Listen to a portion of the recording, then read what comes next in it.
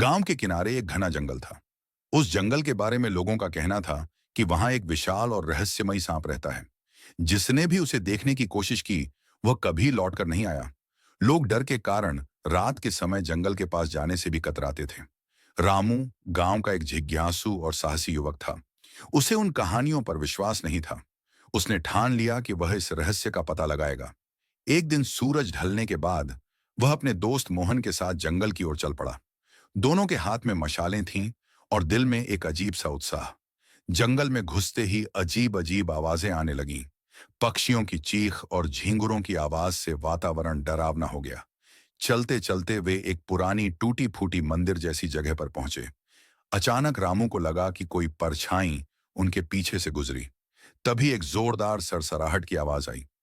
दोनों ने जब पीछे मुड़कर देखा तो उनकी आंखें फटी की फटी रह गईं। उनके सामने एक विशाल सांप खड़ा था, जिसकी आंखें अंगारे जैसी चमक रही थीं। उसका शरीर चमकदार हरे रंग का था और वह किसी पहरेदार की तरह मंदिर के पास लहरा रहा था।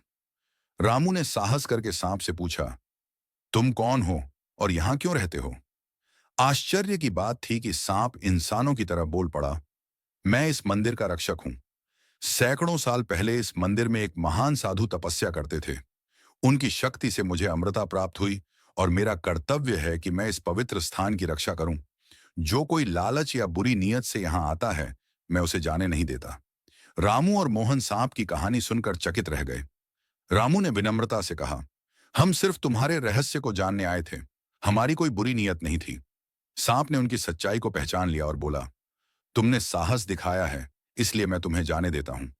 लेकिन इस रहस्य को हर किसी से मत बताना। रामू और मोहन ने सिर झुकाकर सांप को प्रणाम किया और वापस गांव लौट आए। उन्होंने कभी उस रहस्य को किसी को नहीं बताया, लेकिन उस दिन के बाद से कोई भी उस जंगल में जाने की हिम्मत नहीं करता था।